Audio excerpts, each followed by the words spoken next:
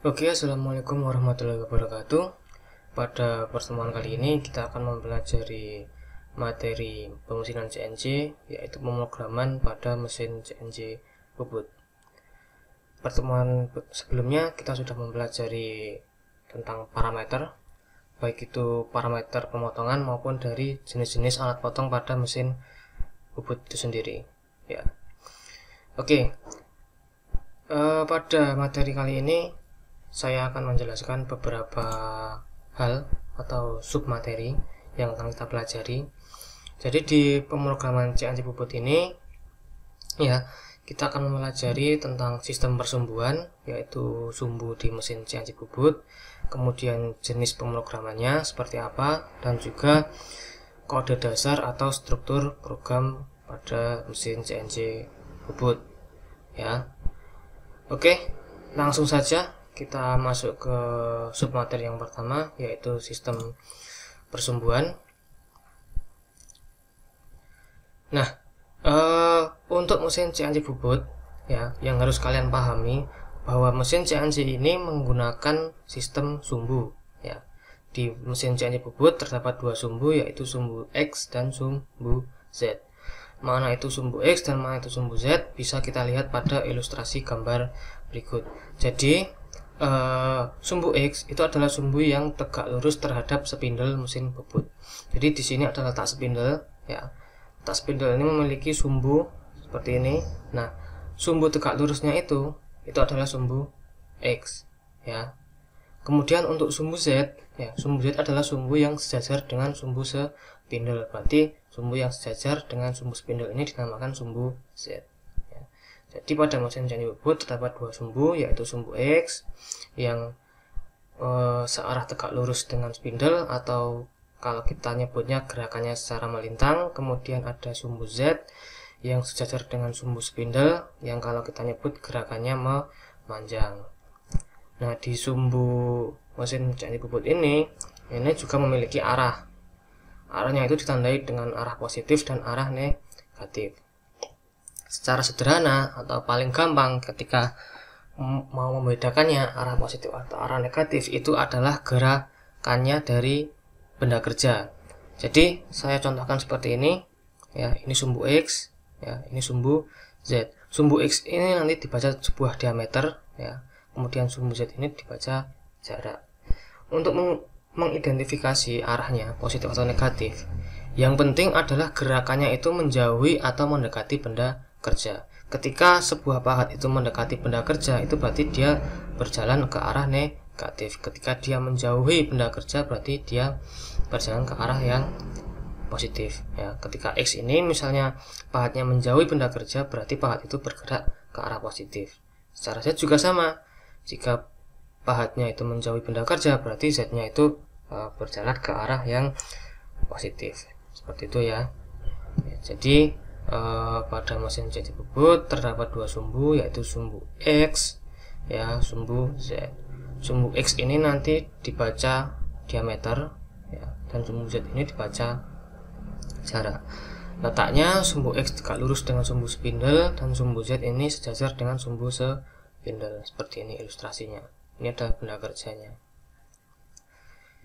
Oke, selanjutnya kita masuk ke submateri yang kedua, yaitu jenis pemrograman. Nah, jenis pemrograman ini yang harus kalian pahami juga. Setelah sumbu pada mesin CNC bubut tadi, selanjutnya yang harus kalian pahami adalah pemrograman. Pemrograman pada mesin CNC bubut ini dibedakan menjadi dua jenis. Ada pemrograman secara absolut dan juga secara inkremental. Nah, yang membedakan itu apanya? Kita akan pelajari itu.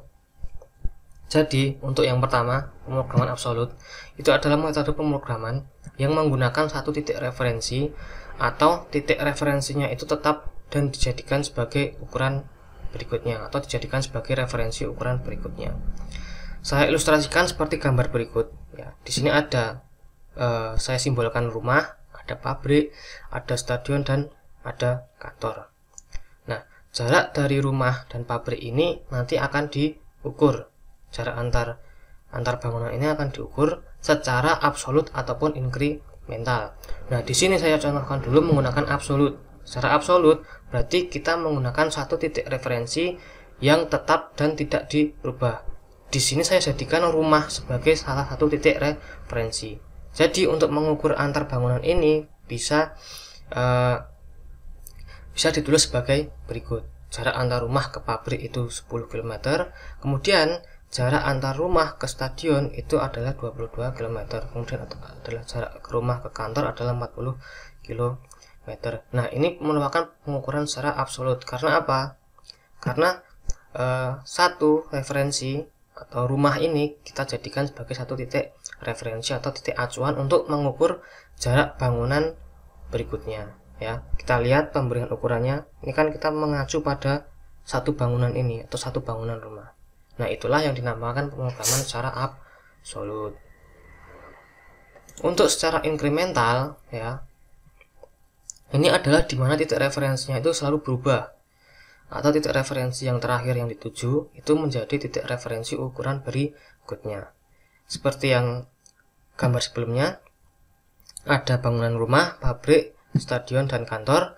Nah, kalau yang tadi kita pilih salah satu bangunan atau rumah sebagai titik referensi, kalau di metode inkremental itu kita tidak. Jadi kita mengukur misalnya jarak rumah dan pabrik itu adalah 10 km. Untuk mengukur ke jarak antar atau jarak stadion, berarti kita menggunakan titik acuan yang terakhir. Ya, yang kita tuju terakhir adalah pabrik, maka pengukurannya adalah jarak antar pabrik ke stadion adalah 12 km. Kemudian untuk ke kantor, berarti kita menuju jadikan titik stadion sebagai titik acuan atau titik referensi, berarti 18 km seperti itu. Jadi perbedaannya sudah tahu ya. Intinya kalau absolut itu kita menggunakan satu titik referensi dan tidak berubah. Kalau inkremental maka titik referensinya berubah, atau titik referensi yang dituju itu akan menjadi titik referensi untuk ukuran berikutnya. Misalnya jarak rumah atau kita mengukur jarak rumah ke pabrik, berarti nanti pabrik ini dijadikan titik referensi untuk ukuran selanjutnya ke stadion. Kemudian stadion ini, gambar stadion ini nanti dijadikan lagi titik referensi untuk mengukur jarak pada bangunan kantor. Seperti itu. Itu perbedaan antara pemrograman absolut dan inkremental. Untuk lebih jelasnya nanti kita pelajari lagi di bagian slide selanjutnya, yaitu contoh penulisan pada pemrograman absolut maupun inkremental. Nah, di sini adalah contoh sistem pemrograman secara absolut, ya. Jadi semua harga atau ukuran itu diukur dari titik nol yang sama. Coba dilihat di sini ada gambar persegi, kemudian ada lubang. Jarak lubang pada sumbu tegak atau sumbu vertikal dan sumbu mendatar atau sumbu horizontal diukur dari satu datum atau satu titik referensi. Di sini titik referensinya saya letakkan di pojok kiri bawah. Nah, berarti titik referensinya ini tidak akan berubah, atau semua lubangnya ini diukur dari titik referensi ini. Ya, contoh lubang pertama ini saya katakan lubang pertama, lubang kedua, dan lubang ketiga. Lubang pertama ini secara horizontal dia berukuran 10 dari titik referensi, secara vertikal dia juga berukuran 10 dari titik referensi. Untuk lubang kedua kita mengukurnya juga sama dari titik referensi, yaitu sepanjang 25. Kemudian secara vertikal dia panjangnya 25. Untuk lubang yang ketiga pun juga sama, kita ukur dari titik referensi. Nah, kalau untuk yang pemrograman inkremental, nanti berarti kita mengukurnya menggunakan referensi yang berubah. Berarti misal nanti lubang yang kedua ini kita menggunakan titik referensi pada lubang yang pertama. Oke, nanti di slide berikutnya akan kita tunjukkan. Oke, jadi yang pertama absolut seperti itu, titik referensinya tetap tidak berubah. Kemudian untuk penulisannya, nah untuk penulisan programnya seperti ini, saya contohkan ya. Di sini ada sebuah koordinat, ini ada x ya, sumbu x, kemudian ini sumbu z. Ke arah sini ini x-nya x min ya, kemudian ke arah kiri ini z-nya min. Nah, di sini ada tabel x dan z. Oke, kita identifikasi menggunakan pemrograman absolut. Ya, jadi di sini ada titik 1, 2, 3, 4 dan 5. Ya. Kemudian di sini ada titik referensi. Titik referensi itu berarti antara titiknya x0 atau z0, x0 dan z0. Ya. Oke, secara absolut kita menuju ke titik yang pertama. Titik yang pertama ini berarti jika dikatakan x-nya itu berapa? Jadi kita hitung x1, 2, 3. Karena ini arahnya min, berarti kita tulis min 3. Kemudian z-nya ini berarti masih 0. Ya, kita tulis 0. Kemudian titik yang kedua, ini berarti kita ukur tetap dari titik referensi, ya, karena menggunakan pemrograman secara absolut. Berapa dari titik referensi? Berarti kita ukur x-nya 1, 2, 3 masih sama, berarti min 3. Kemudian secara z-nya kita ukur 1, 2, 2,5. Berarti karena arahnya negatif, kita tulis negatif 2,5. Untuk yang ketiga, kita ukur lagi. Secara x berarti dia 1, 2. Karena arahnya min, kita tulis min 2. Kemudian secara sumbu z, kita cari 1, 2, 2,5. Masih sama, min 2,5. Kemudian titik yang keempat, berarti kita cari x-nya berapa? 1, 2. Nah, karena arahnya min berarti min 2. Kemudian secara sumbu z ini kita hitung 1, 2, 3, 4, berarti min 4. Kemudian titik yang kelima, titik yang terakhir ini untuk x-nya ya pasti 0 karena dia letak x-nya di bagian sini, titik 0. Kemudian untuk z-nya kita hitung 1, 2, 3, 4, 5, 6. Karena arahnya negatif berarti kita tulis min 6, seperti itu. Itu adalah contoh penulisan atau contoh pemrograman secara absolut. Ya, jadi titik referensinya itu cuma 1 atau tidak berubah. Di contoh ini titik referensinya ya di 0,0 atau di x0 z0. Pada umumnya juga pasti kalau titik referensi pada pemrograman absolut itu adalah titik 0,0, seperti itu. Oke, selanjutnya contoh pemrograman secara inkremental. Nah, ini yang saya katakan tadi, ya. Pemberian garis dibuat secara berantai. Titik yang dijadikan titik 0 itu selalu berubah, ya. Jika tadi, ya, persegi yang lubang ini secara absolut kalau kita beri ukuran itu menggunakan satu titik referensi di sini, kalau inkremental kita tidak. Jadi untuk mengukur lubang yang pertama, ya sama, secara horizontal ini ukurannya 10, kemudian secara vertikal 10. Kemudian untuk lubang yang kedua kita ukur menggunakan acuan lubang pertama, bukan dari pojok kiri bawah sini, karena titik referensinya berubah, ya. Jadi dari sini dia secara horizontal itu 15, kemudian secara vertikal dia 15. Kemudian untuk lubang ketiga berarti kita ukur menggunakan titik acuan lubang kedua, itu secara horizontal dia ukurannya 12, kemudian secara vertikal dia ukurannya 10, seperti itu. Itu mengukur secara inkremental, ya. Nah, untuk penulisannya itu kita coba pelajari seperti ini, ya. Ini sama gambarnya atau letak titiknya dengan yang absolut tadi, ya. Di sini ada sumbu x, sumbu z, sumbu x-nya di sini negatif, di sini z-nya negatif. Kemudian ada titik poin 1, 2, 3, 4, 5. Ini 1, 2, 3, 4, 5. Kemudian kita coba mempelajari menggunakan sistem inkremental.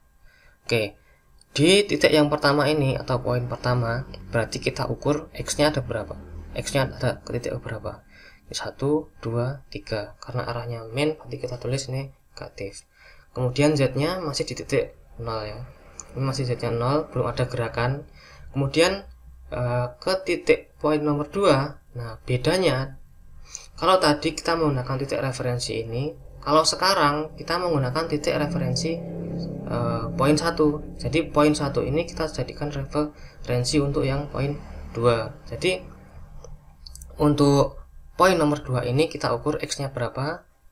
Karena tidak ada perubahan, berarti kita tulis 0, ya.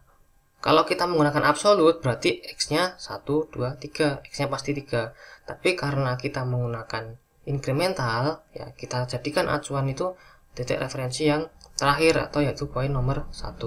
Berarti X nya itu kan tidak ada perubahan, yaitu kita tulis 0. Yang ada perubahan adalah titik Z. Berubah sebesar berapa? 1, 2, 2,5. Karena arahnya ke kiri berarti min atau negatif 2,5. Kemudian untuk ke titik nomor 3 kita jadikan nomor 2 ini sebagai acuan ya. Ini ada terjadi perubahan secara sumbu X. Berapa perubahannya? 1. Arahnya ke bawah, karena kalau arahnya ke atas tadi negatif, berarti arahnya ke bawah adalah positif. Berarti kita tulis 1 ya, karena ini berubah 1. Kemudian secara sumbu Z dia tidak ada perubahan, berarti kita tulis 0. Kemudian kita ke referensi atau ke titik yang keempat. Berarti untuk ke titik yang keempat ini kita jadikan poin ketiga ini sebagai referensi ya. Untuk ke titik yang keempat ini dari acuan nomor 3, X nya tidak ada perubahan, secara sumbu X dia tidak ada perubahan, maka kita tulis 0. Kemudian dia berubah secara sumbu Z atau bergerak secara sumbu Z, yaitu sebesar 1 setengah, ini 1 berarti 1,5. Karena arahnya ke negatif kita tulis min 1,5. Kemudian dari titik 4 ke 5 kita jadikan nomor 4 ini atau poin 4 ini sebagai referensi ya. Kemudian di sini ada terjadi perubahan secara sumbu X dan secara sumbu Z.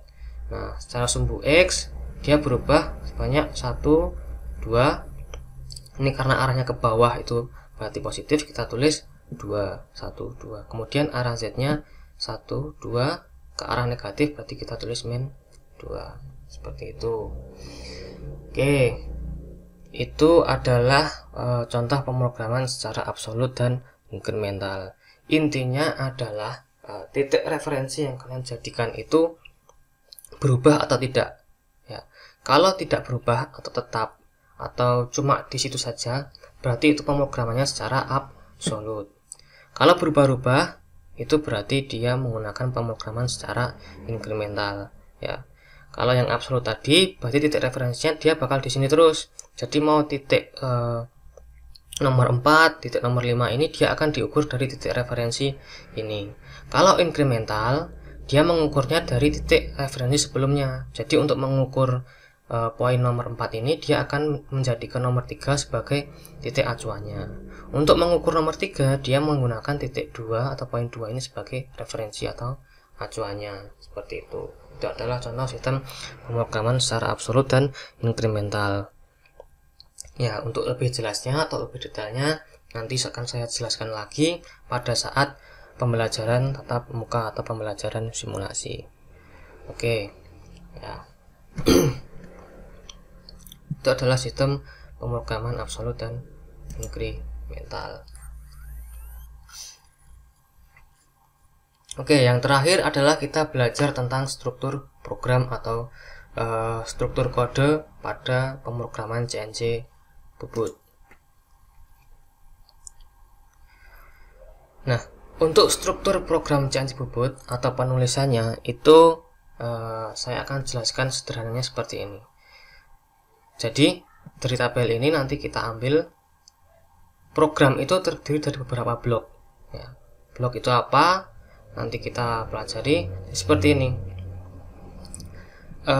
Di sini kita tulis N01, G00, X30, Z10. Nah, inilah yang dinamakan blok. Ini blok, kemudian N02, G01, X30, Z0, F0,5 ini blok. Ini blok 1, ini blok 2.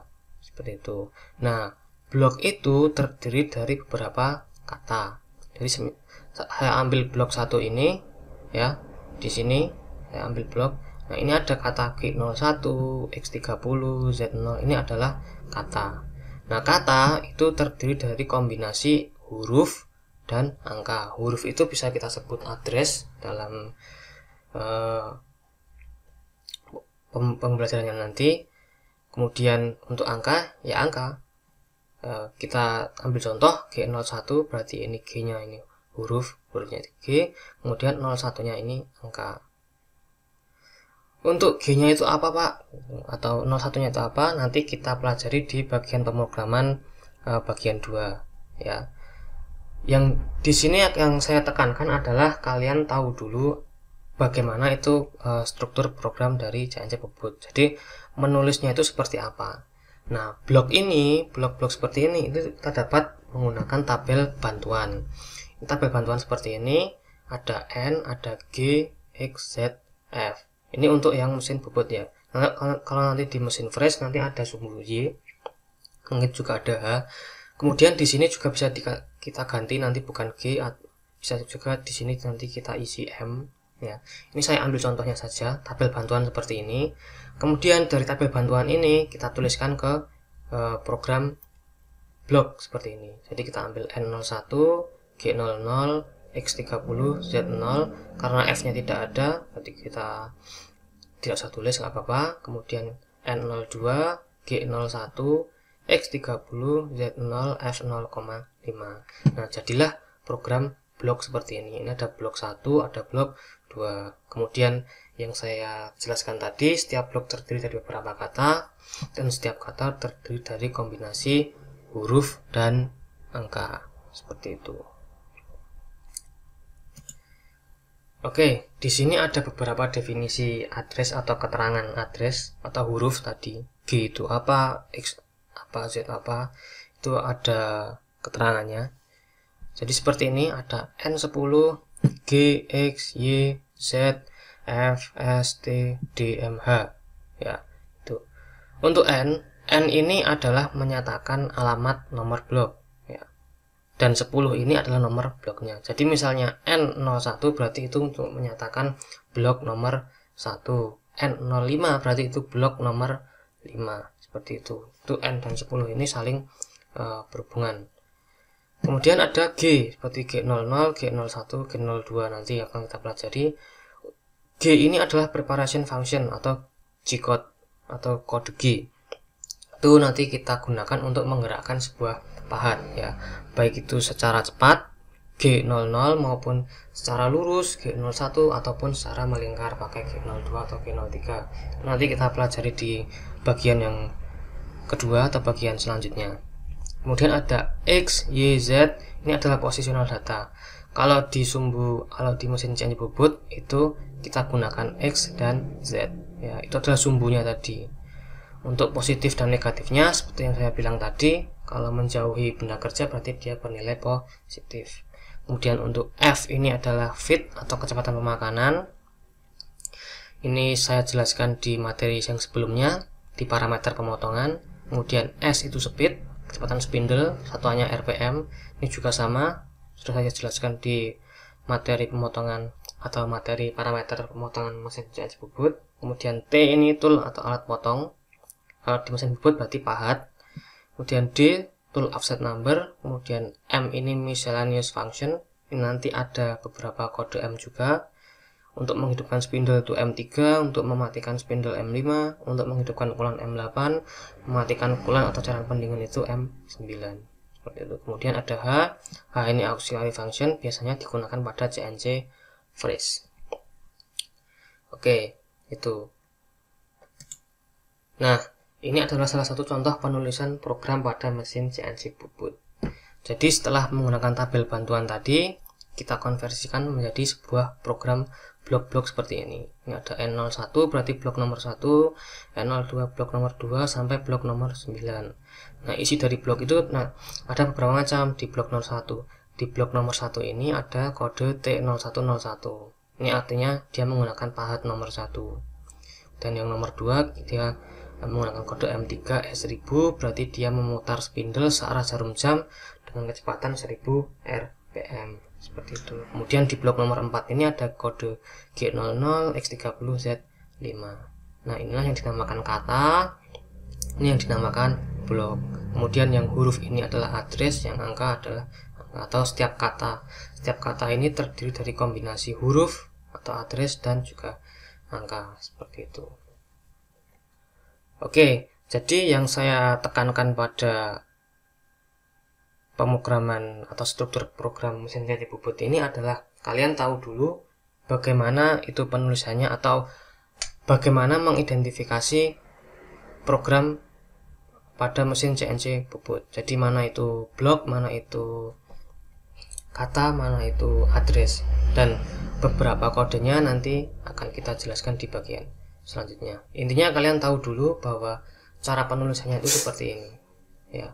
Ini didapat menggunakan tabel bantuan seperti slide sebelumnya.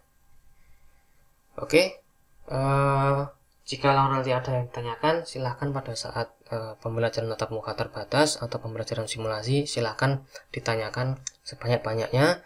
Silahkan pelajari materi ini, silahkan cari tahu apa yang kalian belum bisa. Besok ketika pembelajaran simulasi, silahkan tanyakan kepada guru yang mengampu.